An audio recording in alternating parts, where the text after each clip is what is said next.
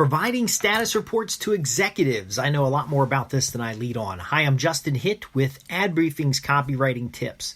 If you're in a consulting position, such as a business development position or a marketing consultant position, you will need to provide status reports to executives. There are two types of status reports you'll provide. One is the very simple briefing status report. It's usually a list of sentences that provide key information so that the executive can know what's going on with a project. The other report will be a cover your ass report, which provides kind of a background as well as more context for the executive. Now, I understand that most executives are busy, and your customer or client may be very busy, and they may not actually read your emails. But your email or your status report provides you context as to what they should expect when billing comes down the line. So you might be an employee and you're providing these status reports as a record of your activities, your successes, what work remains. And by the way, executives really only care about what was the population of work, what's the work in progress, and what basically work in progress is the work that remains and what's done. They're going to care about more details about what remains, less details about what is done, because obviously it is done. If you find an executive worried about more, and by the way, we cover all this in our writing reports for executives. If the executive asks for more information, it's because they don't trust that the information they got is accurate. So they don't trust that you're doing the work, or that there's a political conflict somewhere. If they ask about details of the work in progress other than counts, that again is a trust factor as well. So your briefing email or your briefing memo would be focused on those high-level pieces of information, but in the back of your head or in your work log, you're going to have those details. So when they ask a specific question, you can provide back a little bit more detail about what's going on. You want to train your executive to focus on infrequent meetings. They don't need real-time updates. In fact, I tell clients many times, what is it that you need to know that's so important that I need to give you real-time updates? And they're offended sometimes because they really want to know. If your executive starts solutioning, if your executive starts asking a lot of detailed questions, there's something wrong and it has nothing to do with the project. You need to find out what is the pressure on them, what is the information they need to have on hand, because if they're asking a lot of details, it's not all valuable. What pieces of detail are valuable so that you can provide them a morning update? You could do a daily huddle. You can help start preserving their time. Now, I get criticized because I make every effort to write in complete sentences and to review my emails before I send them, or my memos before I send them, all of it as if I was going to print out something on a piece of paper. And I do this for two very important reasons. One, I want to make sure the message is very clear and accurate to everybody who might get that message, not just the intended audience, but everybody who'll get the message. In fact, if I'm going to call out somebody for non-performance, because very often I'm managing teams or I'm working in collaborative groups, I'm going to have evidence in my pocket when I call them out, but I'm going to call them out in such a way that it's action-oriented. So we are experiencing, if you're calling out an exception, a lot of managers want to know what is stopping performance. What obstacles do you have? I would call out, the print shop did not deliver on their 5/22 date. Expected delivery is 5/25. If I don't receive it, I'm rolling over to the other print shop. So we cancel the work at one shop and open it up at another shop because they didn't get the work done on time. And if you've got a campaign to deliver at a certain time, you've got to have backup vendors. You might have, when you hire people for a job, you might have two copywriters. And you might say the copywriters are 80% complete with delivery expected on such and such a date. So you want to be specific: who, what, when, where, why.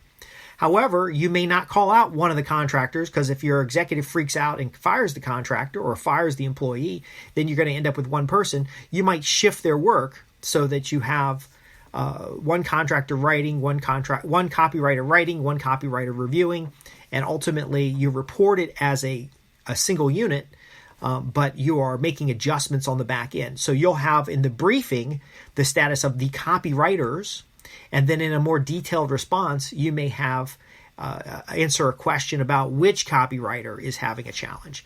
You won't say, hey, Mark's not getting his work done in the main status, because that's going to trigger the executive to inquire and get involved, when ultimately you've paired the work group into one role so that they can cover each other. Because some people get sick, holidays come along, unintended things happen with software updates.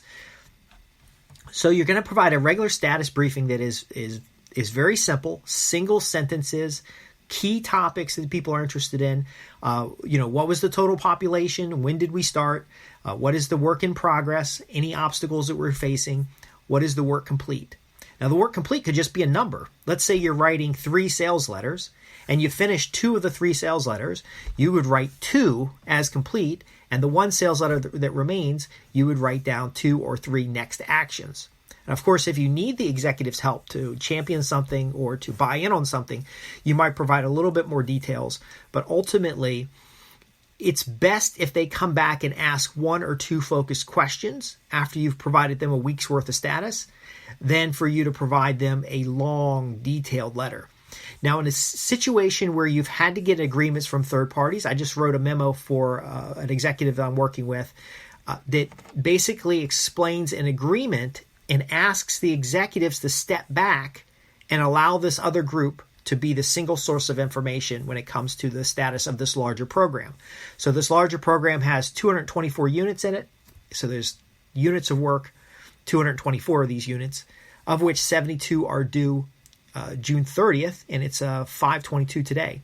And right now they're almost having daily meetings, and executives are solutioning, and people are getting involved, and leadership from 3 different organizations are all working together. And it's a complete communications mess. So I brought together the key players, and this was in partnership with other key players. So I didn't come up with this. I gained partnership. I've looked for people who wanted the same things. We worked together, and then we decided that this one single source of information, and we basically took the group that was doing the best job of tracking this work, because there's a total population of almost 500 units and 70 different those 500 or so units roll up into 70 different deliverables. And so we have to get the deliverables done. The unit of work isn't as important as the deliverable. But ultimately what happened is we sat down and met, and 80% of the people in the room, we're doing this over a conference call, 80% of the people in the room agreed to a certain outcome. That outcome was communicated in a very simple guideline. I reiterated the guideline in my status to the executive, but I had to ask them to stop asking questions. One of the key things is these executives were asking too many questions. And so instead of asking questions in general, so I didn't tell them to stop asking questions, I scoped where the question would get asked. So if they have a specific question about work in progress, that's my team.